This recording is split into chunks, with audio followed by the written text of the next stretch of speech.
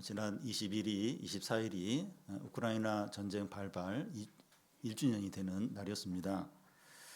우크라이나의 12세 소년 스칼레츠카가 그 일기를 쓴 걸 책으로 이렇게 출판했는데요. 그 일기 일부분을 제가 잠시 읽겠습니다. 해가 진다. 우린 평화를 원한다. 예전에 가졌던 꿈이나 중요하게 생각했던 것들이 뭐였는지 우리는 이제 기억도 못한다. 예전 했던 말다툼이나 골머리 썩이던 문제들도 기억나지 않는다. 과거에 품었던 그런 고민은 더는 중요하지 않다. 전쟁 중엔 단 하나의 목표만 남는다. 살아남는 거. 힘들고 어려웠던 모든 일이 사소해진다. 사랑하는 사람들의 목숨을 걱정하고 일상은 쾅 하는 소리에 망가진다. 여기까지가 이제 일기고요. 이 소녀는 이제 학교에서 쉬는 시간 뛰어다니며 노는 걸 좋아하고 또 친구들과 함께 학교한 뒤에 숙제하고 TV 보고 편안하게 잠에 빠졌던 이 소녀는 쾅 하는 이 폭탄 소리가 들리면 지하실로 이제 대피를 이제 하는 겁니다. 한국에 사는 우리가 아무 생각 없이 매일 누리는 그 일상생활을 우크라이나 사람들은 너무나 그리워하고 소망하고 있습니다. 2주 전에 지진이 일어났던 투르키예와 시리아에 1,000만 명 정도가 매일 먹는 것과 마시는 것과 씻는 것이 어렵고 또 삶의 터전을 잃어버렸기 때문에 미래가 막막한 상태에 있습니다. 미얀마는 군부 쿠데타가 일어난 지 2년이 되었는데 외적으로는 이제 평온해 보이지만 국민들은 공포와 경제난과 생활고에 시달리고 있습니다. 그런데 이제 외국만 이런 것이 아니라 우리나라의 사회 곳곳에도 참 고통을 겪는 분들이 많이 있습니다. 전세 사기를 당해서 전세금을 다 날려버린 이제 젊은 부부들도 있고 또 빚만 계속 늘어나는 자영업자들, 또 취업난에 시달리는 청년들이나 또 외로움과 생활고에 시달리는 독거 노인들이 계십니다. 그런데 우리 사회 일부 사람들만 어려움을 겪는 것이 아니라 우리 각자와 각 가정도 고통들과 아픔들이 있습니다. 채무 관계로 시달리거나 질병으로 힘들어하거나 또 정서적인 어려움이 있거나 가족 관계 어려움들로 여러분들을 겪는 사람들이 많이 있습니다. 오늘 말씀에 보면 사람들이 많은 환자들과 귀신 들린 자들을 예수님께 데려옵니다. 이 고통 가운데 있는 사람들이 너무나도 많습니다. 예수님은 공생애를 시작하면서 취임식에 해당하는 세례를 받으시고 광야에서 사단의 시험을 이기신 후에 세례 요한이 감옥에 갇히자 그때부터 사역을 본격적으로 시작하십니다. 하나님 나라가 가까웠으니 회개하고 복음을 믿으라 외치십니다. 그런데 예수님은 본격적으로 사역을 더 하시는 것이 아니라 자기와 함께할 제자들을 부르십니다. 갈릴리 어부인 시몬 베드로와 안드레, 요한과 야고보를 제자로 부르십니다. 예수님은 그들을 데리고 안식일에 회당에 들어가서 말씀을 전하시는데 사람들이 그 말씀을 듣고 깜짝 놀랍니다. 그 회당 안에 귀신 들린 자가 있었는데 예수님이 그 사람 안에 있는 귀신에게 나가라 하니까 그 귀신이 그 사람을 경련을 일으키고 나갑니다. 회당 안에 있는 사람들은 예수님의 명령으로 귀신이 나가는 걸 보면서 이 사람이 누구에게 귀신이 순종하는가 하면서 다 놀랍니다. 예수님은 같은 안식일에 시몬의 집에 들어가서 시몬의 장모가 병들어 있는 것을 보시고 치료해 주십니다.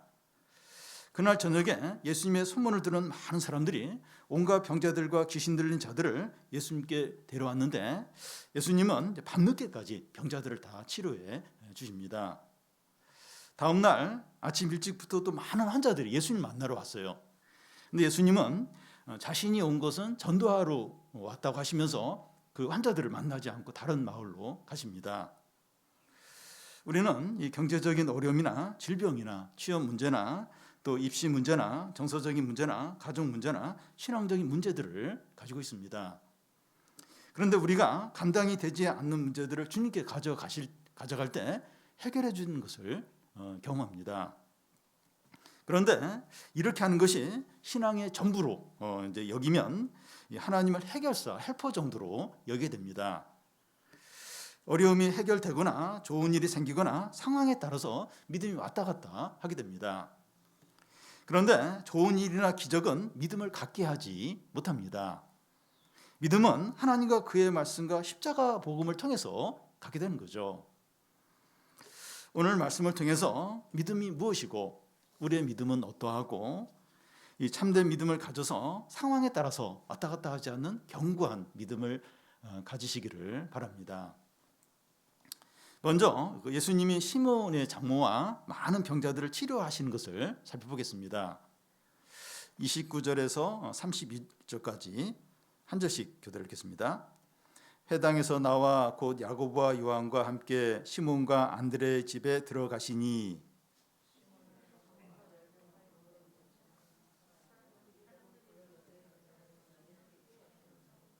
나아가사 그 손을 잡아 일으키시니 열병이 떠나고 여자가 그들에게 수종드니라. 예수님과 제자들은 회당에서 예배를 마치고 같은 안식일 날 시몬과 안드레의 집으로 들어갑니다. 그런데 시몬의 장모가 열병을 앓고 있는 겁니다. 여기서 열병은 이 말라리아에 걸린 것처럼 고열과 구토와 설사를 계속하다가 심하면 죽을 수도 있는 그런 병입니다. 예수께서 열병을 앓고 있는 시몬의 장모의 열병을 치료해 주십니다. 그의 손을 잡아 이렇게 일으키니까 그 열병이 바로 치료되어서 낫는 거예요. 보통 병이 나아도 이제 기력이 회복되려면 2, 3일이나 한 일주일 정도 걸리게 되는데 시몬의 장모는 예수님과 제자들을 위해서 음식을 바로 준비할 정도로 이렇게 완전하게 회복이 된 겁니다. 예수님의 치료는 신속하고 완전합니다. 예수께서 시몬의 장모를 치료하신 날이 이제 안식일이었는데 안식일은 이제 저녁이 되어야 이제 끝나니까 그날 저녁 때 사람들이 많은 병자와 귀신 들린 자들을 데리고 예수님께로 옵니다. 32절에서 34절까지 한 절씩 교도를 읽겠습니다. 저물어 해질 때 모든 병든 자와 귀신 들린 자를 예수께 데려오니 예수께서 각종 병이 든 많은 사람들을 고치시며 많은 귀신을 내어 쫓으시되 귀신이 자기를 알므로 그 말하는 것을 허락하지 아니하시니라. 여기서 예수님께 나온 병자들은 감기 걸린 환자 이런 사람들이 아니고 심각하거나 중병에 걸린 환자들로 보입니다. 수년 혹은 수십 년 동안 병으로 고생했지만 낫지 못한 자들이죠. 그리고 귀신 들려서 영과 삶이 완전히 망쳐진 또 사람들이 왔습니다. 그런데 예수께서 이런 병자들을 안수하자 병이 나아요. 또 이 귀신 들린 자에게 명령하자 귀신들이 나가는 겁니다. 귀신이 나가고 병이 치료되면서 이 사람의 존경과 아름다움이 회복되는 거예요. 이 환자였던 사람들과 가족들과 이걸 지켜보는 사람들이 너무 기뻐하고 놀래고 행복해합니다. 예수께서 시몬의 장모와 수많은 그 병자들과 또 귀신 들린 자들을 치료하셨는데 어떤 의미가 있을까요? 우리의 육체적인 질병뿐만 아니라 정서적인 문제나 또 빚 문제나 가정 문제나 어떤 어려움이라도 주님께 이렇게 가져오면 해결해 주신다는 거예요. 당장은 아니더라도 또 우리가 원하는 대로는 아니더라도 하나님이 선하게 인도하세요. 그리고 좋은 것을 주십니다. 하나님께서 우리에게 다양한 어려움을 주시는 이유는 하나님을 찾고 하나님께 나오도록 하기 위해서죠. 근데 우리가 어려움 때문에 하나님을 찾게 되는데 이 어려움이 해결되는 것이 목적이 되면 안 됩니다. 그것만 목적이 되면 안 돼요. 하나님을 능력자, 해결자, 헬퍼 정도로 여길 수 있기 때문입니다. 오늘 말씀에서 예수님께 나오는 많은 환자들이 그러했습니다. 그들이 예수님께 나온 이유는 예수님 회당에서 귀신을 쫓아내고 시몬의 장모의 열병을 치료했다는 소문을 들었기 때문입니다. 그들은 예수님을 기적 행위자로 여기고 이제 나온 겁니다. 이것은 예수를 믿는 게 아니에요. 예수님은 이 사람들이 자기를 기적 행위자로 여기는 걸 경계했어요. 또 거부를 하셨습니다. 잠시 후에 나오지만 아침 일찍 환자들이 막 예수님께 나와서 치료받으려고. 그때 예수님은 그들을 만나지 않고 치료해주지 않고 다른 마을로 가셨습니다. 곧 보겠지만 나병 환자가 예수님을 통해서 이제 치료를 받았을 때 그가 이 사실을 사람들에게 알려서 예수님에 대한 소문이 막 퍼졌어요. 그때 예수님이 마을로 들어가지 않으셨습니다. 이런 예는 얼마든지 찾을 수 있는데 오병이어 기적 후에 사람들이 막 예수님께 몰려들어서 왕으로 막 예수님을 삼으려고 했어요. 그때 예수님 산으로 피하셨습니다. 사람들이 예수님을 기적 행위자로 이렇게 여기면서 몰려들기 때문이죠. 예수님은 그걸 경계하셨어요. 그걸 거부를 계속 하셨습니다. 여러분, 병치료나 기적이나 놀라운 일들이 믿음을 주지 못합니다. 사람들이 놀래요. 그리고 막 예수님께 몰려들긴 하지만 그게 믿음을 주는 건 아닙니다. 어려움의 해결이나 좋은 일은 믿음이 있는 자의 믿음을 강화시켜 주지만 믿음이 없는 자에게 믿음을 갖게 하는 것은 아닙니다. 믿음은 하나님과 그의 말씀과 십자가 복음을 통해서 가지게 됩니다. 예수께서 전하시는 하나님 나라 복음을 듣고 회개하고 받아들이는 게 그게 믿음이죠. 그런데 이 하나님의 복음에 믿음으로 반응하는 것이 없다면 죽은 자가 살아나는 기적을 봐도 믿게 되지 않는다는 겁니다. 부자와 나사로 비유해 보면 이 죽어서 지옥에 간 부자가 아브라함에게 나사로를 자기 형제들에게 보내달라고 부탁을 합니다. 근데 아브라함이 그들에게 성경이 있다는 거예요. 이 성경 말씀을 믿지 않으면 죽은 자가 살아나도 믿지 않게 된다고 말합니다. 그래서 믿음은 하나님과 말씀과 십자가 복음의 기초를 두는 것이지 기적이나 놀라운 일이나 좋은 일에 근거하는 것은 아닙니다. 그런데 우리의 믿음은 상황이나 사람들의 반응이나 이 어려움이나 좋은 일에 따라서 왔다 갔다 해요. 원하는 대로 되고 일이 잘 되면 신앙이 업이 돼요. 업이. 근데 반대로 되면 신앙이 또 내려갑니다. 다운이 됩니다. 눈에 보이는 것들에 따라서 신앙이 좋았다 나빴다 반복을 해요. 그렇지 않습니까? 그래서 우리의 믿음이 하나님과 그의 말씀과 복음에 기초하고 있는지 아니면 상황이나 좋은 일이나 눈에 보이는 것에 근거를 두고 있지 않는지 돌아봐야 됩니다. 그래서 믿음이 뭔가 다시 이제 정리를 하고 분명히 해야 될 필요가 있습니다. 믿음은 하나님과 그의 말씀에 근거를 두고 있는 것이죠. 그렇다면 우리는 상황이나 눈에 보이는 것에 매이지 않고 확신 가운데 담대할 수 있습니다. 그러니까 이 믿음을 보이는 것에 또 잘 되는 것에 근거를 둔다면 왔다 갔다 할 수밖에 없어요. 왜냐하면 매번마다 상황이 바뀌니까. 그런데 믿음이라는 게 하나님과 그의 말씀에 이렇게 기초를 두는 것이라면 상황이든지 뭐 사람의 반응이든지 거기에 따라서 자유하게 되죠. 그거와 상관없이 확신하고 담대할 수 있는 겁니다. 원하는 대로 되지 않고 사람들의 반응이 안 좋고 어려움이 계속 생겨도 우리의 믿음은 하나님과 그의 말씀에 기초하기 때문에 흔들리거나 흔들리지 않고 견고할 수 있습니다. 다음은 예수님이 세상에 오신 목적입니다. 안식일이 끝난 저녁 시간에 사람들이 많은 병자들과 귀신 들린 자들 데리고 예수님께로 왔습니다. 그래서 아마 밤늦은 시간까지 병자들을 치료하고 귀신들을 쫓아 내었습니다. 병자들은 이 병자들을 이제 치료하고 귀신을 쫓아내는 게 결코 쉬운 일이 아니에요. 그러니까 병자를 치료하려면 예수님에게서 능력이 나가야 돼요. 또 귀신을 쫓아내는 건 영적인 싸움이기 때문에 아마 예수님 밤늦은 시간까지 굉장히 피곤하고 지쳤을 겁니다.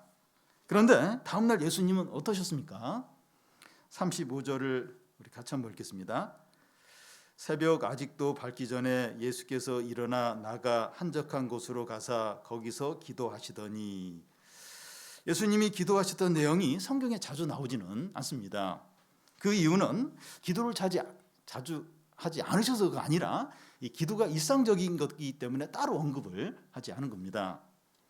성경에 구체적으로 나와 있지 않지만 예수님은 새벽마다 이렇게 기도를 하셨을 것으로 보입니다.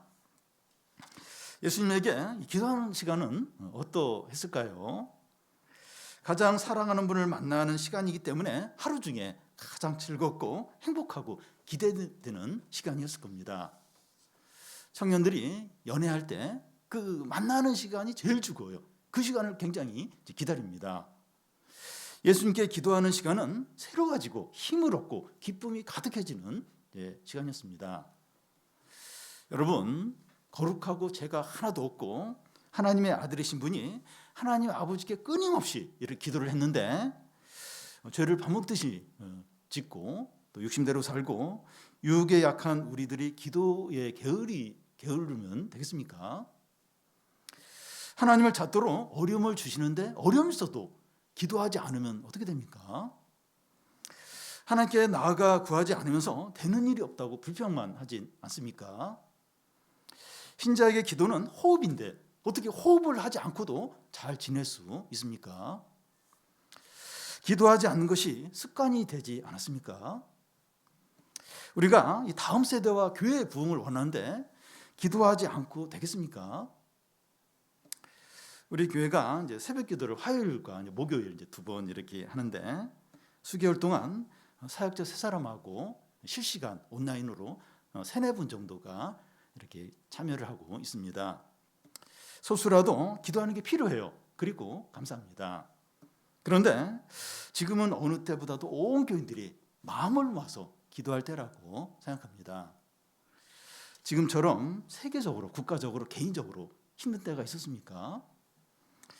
교회적으로, 개인적으로 신앙이 약해진 때가 지금처럼 그렇게 약해진 적이 있습니까? 더 힘들어져야 기도한다면 너무 늦어요. 너무 늦습니다. 그러면 이 기도를 하면 어떤 일이 있습니까? 이 하나님의 뜻이 깨달아지면서 우선순위가 이렇게 우선순위를 정하게 됩니다. 예수님에게도 그랬어요. 36절에서 39절까지 한 절씩 교대로 읽습니다.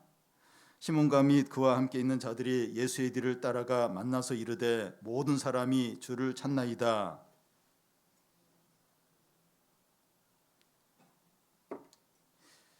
이르시되 우리가 다른 가까운 마을로 가자. 거기서도 전도하리니 내가 이를 위하여 왔노라 하시고 이에 온 갈릴리에 다니시며 그들의 여러 회당에서 전도하시고 또 귀신들을 내어 쫓으시더라. 전날에 예수님을 이제 찾아오지 못한 환자들이 아침 일찍 예수님 만나기 위해서 예수님이 계신 집에 모였습니다. 시몬과 베드로 제자들은 이제 예수님이 집에 안 계시니까 밖에 찾으러 나갑니다. 그러다가 한적한 곳에서 기도하시는 예수님을 발견하고 베드로가 하는 말이 모든 사람이 주를 찾나이다 하는 거예요. 이 말 속에는 예수님 그 사람들이 그렇게 환자들이 와서 찾는데 지금 거기 계시면 어떻게 합니까? 하면서 약간 책망하는 쪽으로 이제 말하는 겁니다. 제자들은 예수님이 유명해지는 게 좋은 거예요. 예수님의 인기가 높으니까 자기들의 위상도 높아지기 때문이죠. 예수님도 이런 상황을 좋아하실 수 있습니다. 왜냐하면 많은 사람들이 예수님께 열광하면서 모이기 때문입니다. 그래서 예수님은 그러니 미안하다 이러면서 바로 가서 그 아침에 찾아온 사람들을 이렇게 치료해 줄 수도 있었습니다. 그러면 예수님은 더 유명해지고 더 많은 사람들이 예수님을 따를 겁니다. 만약에 예수님이 이렇게 하셨다면 사람들은 예수님을 단지 기적 행위자로 믿고 많이 따랐을 겁니다.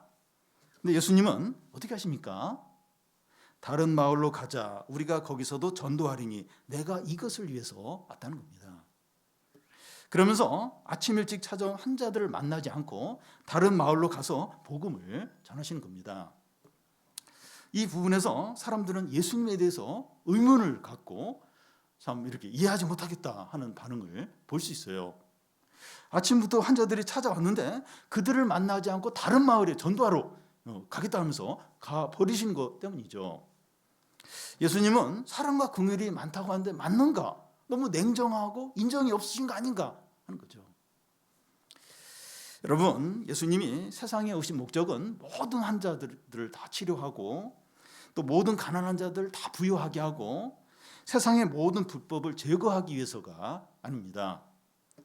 왜 그렇게 하지 않으십니까? 예수님이 오셨어요. 오셨는데 그 병든 사람 얼마나 많습니까? 다 좀 치료해주고 그 세상에 있는 불법들 다 그냥 제거하고 그렇게 하실 것 같아요. 그렇게 하셔야 될 것 같은데 그렇게 안 하셨습니까? 안 하셨어요. 왜 그렇습니까? 세상의 불행과 고통과 절망과 비극의 진정한 원인은 경제 문제나 질병 문제나 사회 불법 문제에 있는 것이 아니라 죄 문제와 하나님과의 단절했기 때문입니다. 그 당시 사람들은 유대 나라가 로마로부터 독립해서 정치적으로, 경제적으로, 사회적으로 자유롭고 유복해지를 부유해지기를 원했는데 예수님은 복음을 전해서 사람들이 변하고 구원받는 거기에 더 우선하신 거예요. 사람들이 복음을 믿고 하나님께 돌아오는 것이 가장 시급하고 가장 중대하게 여기신 겁니다. 주님은 오늘 우리들에게도 이렇게 하십니다.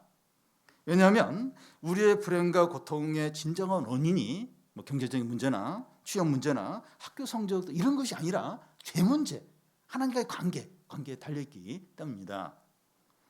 그래서 하나님은 우리의 필요나 원하는 것을 다 채워주지 않고 어려움을 그대로 두시기도 해요.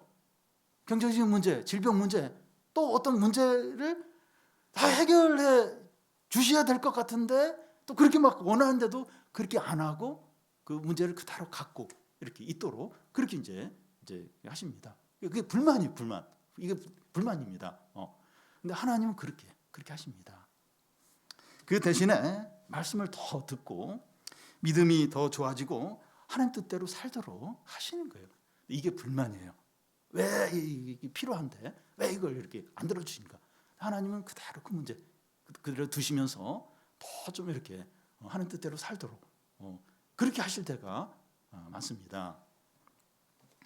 우리가 원하고 상황적으로 필요하고 사람들이 요구하는 것이 꼭 하나님의 뜻이 아니라는 거예요. 그게 하나님 뜻하고 다를 수 있다는 겁니다. 주님은 우리가 하나님 뜻보다도 하나님의 뜻을 우선하기를 원하십니다. 우리가 원하는 거 알아요. 사람들이 또 막 요구하는 거 알아요. 상황적으로 필요한 거 알아요. 근데 그것보다도 하나님의 뜻을 더 우선하기를 원하시고 그렇게 살라고 하십니다. 그러면 하나님의 뜻이 무엇인가 하는 것은 이 기도 시간을 통해서 깨닫게 됩니다. 예수님도 이제 그러셨어요. 여러분 문맥을 보면 전날에 막 이렇게 병자들 치료하고 귀신 들린 자를 한다고 밤늦게까지 그렇게 하셨어요. 근데 그 다음 날 아침에 새벽에 기도하시면서 그 아침에 또 막 그 병자들이 찾아왔는데 내가 이 세상에 온 것은 전도하기 위해서 복음 전하기 위해서다 하면서 안 만나요. 그 아침에 찾아온 병자들 안 만나고 다른 마을로 가십니다. 그 새벽에 무슨 일이 일어났지? 그러니까 예수님에게도 어떤 그런 이렇게 그 하나님의 뜻이 뭔가 어떤 우선적인 게 뭔가 이런 부분을 이제 기도를 통해서 이렇게 다시 확인했다고도 볼 수 있습니다. 우리가 기도하지 않고 하루를 시작하고 어떤 중요한 결정을 내릴 때 하나님의 뜻과 상관없이 그렇게 내릴 가능성이 많습니다. 기도 시간은 우리의 마음과 삶을 하나님의 뜻에 조율하는 시간입니다.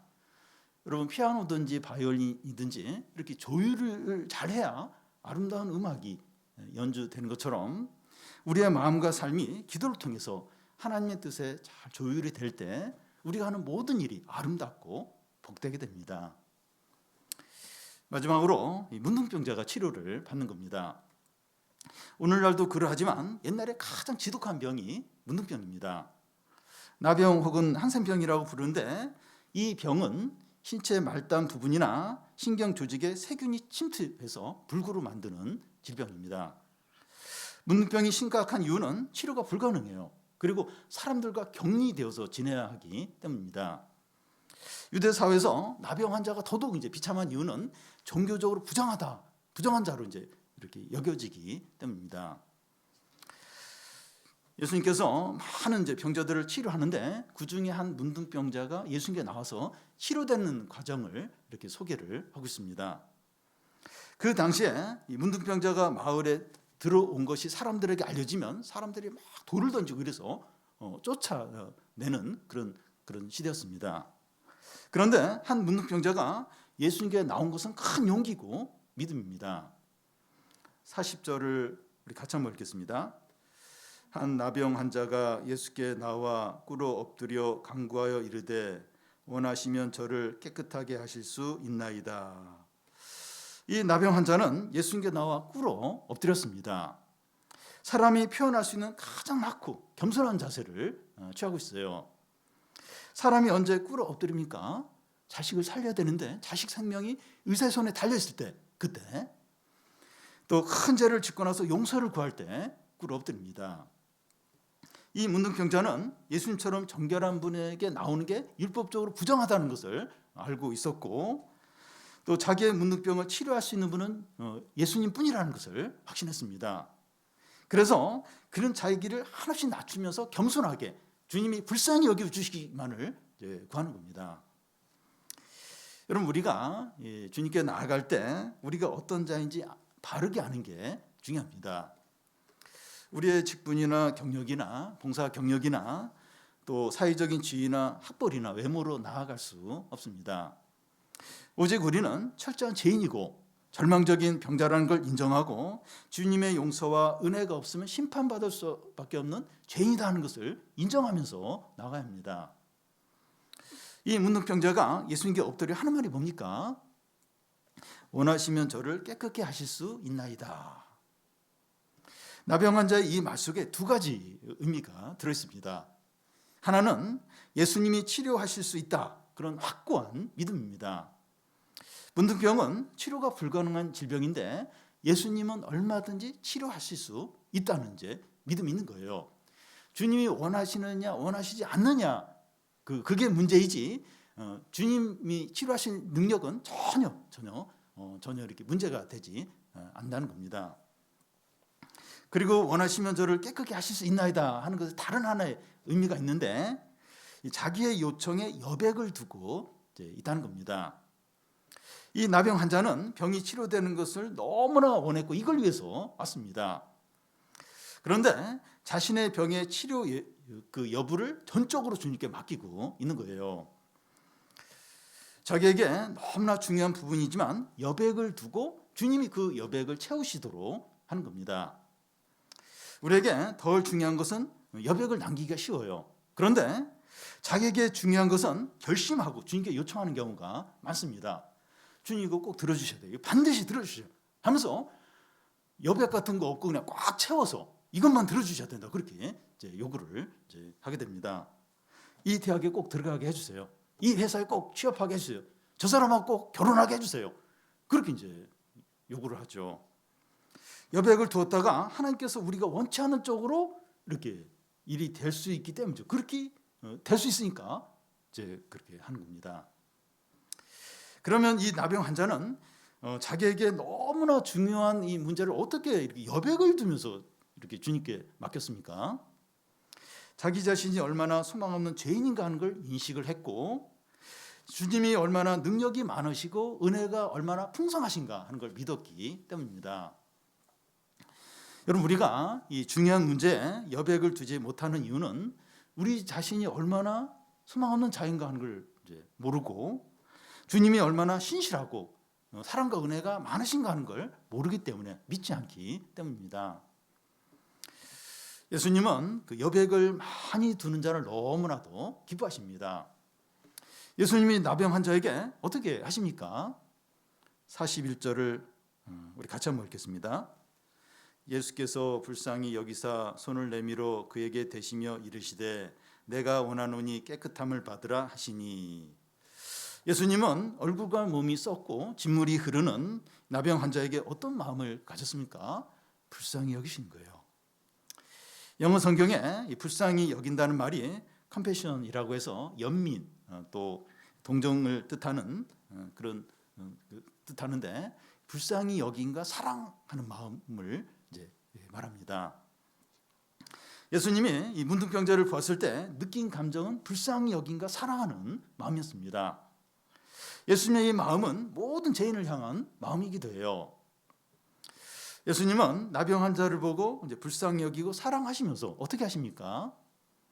손을 내밀어 그에게 대시며 나병 환자의 그 상처 부위를 만지는 겁니다.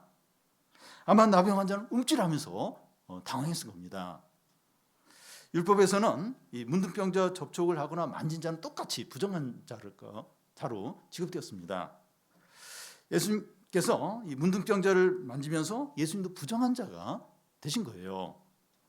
그러면서 예수님의 거룩함과 의가 문둥병자에게 넘어갑니다. 문둥병자의 이 썩고 짓물나는 살이 예수님의 새 살로 채워지는 거예요. 예수님은 이 문둥병자에게 손을 대시면서 무슨 말씀을 하십니까? 내가 원하노니 깨끗함을 받으라.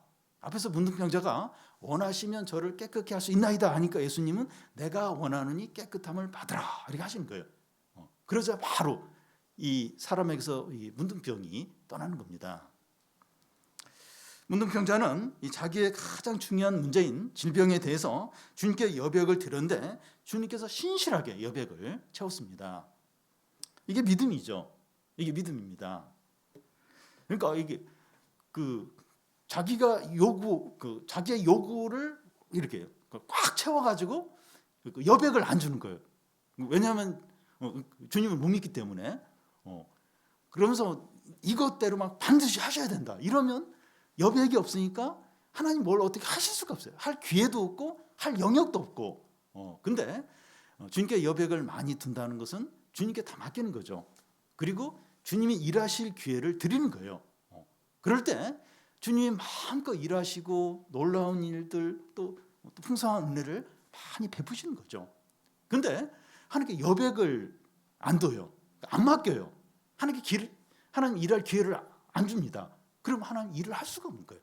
은혜를 줄래도 은혜를 줄 어떤 여지가 없는 거예요. 왜냐하면 자기가 다 채우고 자기 원하는 대로 이제 막 요구하고 그렇게 하려고 하기 때문에. 근데 주님께 여백을 많이 드릴 때, 주님께 많이 맡길 때, 그럴 때 주님이 일하실 영역이 넓어지고 일할 기회가 많으니까 마음껏 일하고 또 참 놀라운 어떤 일들을 행하시는 겁니다. 저도 이제 막 이렇게 의심하면서 막 욕심으로 이제 할 때도 있고 불안하지만 이렇게 믿음으로 맡길 때가 있는데 이렇게 불안하지만 믿음으로 맡기고 막 조마조마하면서 이렇게 기다렸을 때 얼마나 참 감사하고 놀랍고 너무 기대 이상으로 너무 이제 어떤 좋은 어떤 결과들이 참 감사한 일이 있는지 모릅니다. 그래서 우리에게 중요한 일들, 이게 진짜 중요하다, 이게 진짜 소중하다. 그럴 때 우리는 더 막 여백을 남기지 않고 내 생각과 내 어떤 막 욕심대로 막 그렇게 하고 막 또 하나님께 막 그렇게 막 하나님을 밀어붙이면서 이렇게 해달라고 그러기가 쉬워요. 근데 그렇게 하지 않고 진짜 이게 소중하고 중요하기 때문에 주님께 이렇게 맡기는 겁니다. 맡기고 주님이 이렇게 더 많이 일하시. 그럴수록 불안하죠. 왜냐하면 여백을 많이 뒀기 때문에 변수가 많아지기 때문에 불안하죠. 근데 그렇게 주님께 맡기고 주님을 신뢰하고 그럴 때 주님이 마음껏 일하시죠. 그리고 더 많은 은혜를 주시고 놀라운 일을 행하시고 좋은 걸 많이 주십니다.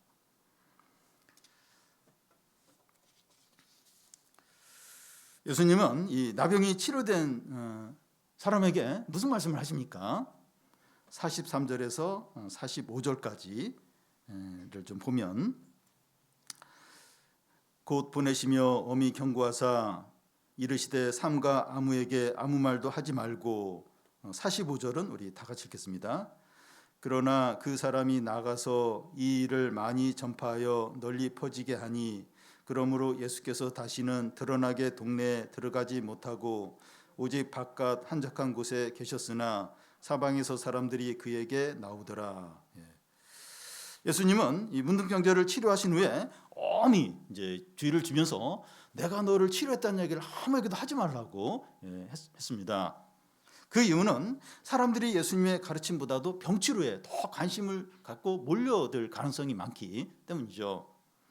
그런데 그 사람은 어떻게 합니까? 나아가서 이 일을 많이 전파하여 널리 퍼지게 하는 겁니다. 그래서 이 소식이 모든 사람에게 알려져서 예수님은 마을로 들어갈 수가 없어요. 마을로 들어가서 복음을 전해야 되는데 그렇게 하지 못하고 한적한 곳에 이렇게 피하여 계시는 겁니다. 만약에 이런 상황에서 예수께서 사람들 앞에 이렇게 나타나시면 예수님을 기적 행위자로 믿으면서 엄청나게 또 몰려들었을 겁니다. 이것은 믿음도 아니에요. 그렇게 몰려든다고 해서 뭐 이렇게 구원을 받는 것도 아닙니다. 여러분, 우리는 예수님을 어떤 분으로 여깁니까? 우리의 믿음은 어떻습니까? 우리의 믿음은 어떤 믿음입니까? 우리가 원하는 대로 되지 않고 또 위기가 닥치고 큰 어려움이 생길 때 우리의 믿음이 어떠한가 하는 것이 드러나게 됩니다. 실망스러운 일이 있어도 하나님과 그의 말씀과 복음을 믿는 게 참된 믿음이죠. 그러니까 진짜 이렇게 위기가 닥치면 내 믿음이 어떤가 그게 드러납니다. 내가 진짜 의지하는 게 뭔가, 상황인가 사람인가 잘 되는 어떤 그건가, 아니면 하나님과 하나님의 말씀과 복음인가, 그게 드러납니다. 실망스럽고 참 사람들 어떤 반응도 안 좋고 좀 어렵더라도 하나님과 그의 말씀, 복음을 믿는 거, 의지하는 거, 그래서 이렇게 좀 힘들긴 하지만 크게 흔들리지 않고 이렇게 견고한, 그게 이제 참된 믿음이죠. 왜 이 사람은 예수님이 엄하게 사람에게 알리지 말라고 한데도 알렸습니까? 예수님으로부터 받은 기쁨과 감격과 은혜를 다른 사람에게 말하지 않고서는 견딜 수 없었기 때문입니다. 이 은혜와 감격과 이 놀라운 일을 이렇게 말하지 않는다는 것만 죽는 것 같기 때문에 견딜 수 없어서 이제 이렇게 말을 했던 것처럼 보여요. 예수님 사역하는데 방해하려고 일부러, 그게 아니고 막 이걸 얘기하지 않으면 견딜 수 없는 그런 답답함, 그것 때문에 막 만나는 사람마다 다니면서 예수님 얘기를 이제 하게 된 거죠. 저는 이런 것이 전도라고 생각합니다. 전도는 자기가 주님을 만나서 경험한 놀라운 은혜와 기쁨을 다른 사람에게 말하는 겁니다. 전도는 다른 사람을 억지로 이렇게 설득하는 것이 아니라 이 자기의 기쁨과 확신과 은혜를 말함으로 상대방이 설득당하도록 하는 겁니다. 예수님을 믿고 만난 사람은 정도의 차이는 있지만 이런 기쁨과 은혜와 확신이 있습니다. 차이는 있어요. 근데 예수님을 진짜 믿고 만난 사람은 이런 은혜, 기쁨, 확신이 있습니다. 얘기하고 싶어요. 나에게 있는 좋은 좋은 이걸 이렇게 사람과 나누고 싶은 그런 마음이 있습니다. 그 얘기를 하는 거죠. 예수님 얘기를 하는 거죠. 내가 받은 은혜를 이야기하고 예수님이 어떤 분인가 이야기를 하는 거죠. 이게 전도죠. 이게 복음 전파입니다. 여러분, 우리가 나병 환자처럼 겸손하게 믿음으로 주님께 나아가시기를 바랍니다. 우리에게 이 기도가 회복이 되고 기도하는 습관이 생기기를 바랍니다. 우리에게 어려움이 계속되고 되는 일이 없고 미래가 불안하더라도 하나님과 그의 말씀과 복음을 믿고 확신함으로 넘치는 은혜와 기쁨과 영광을 누리시기를 바랍니다.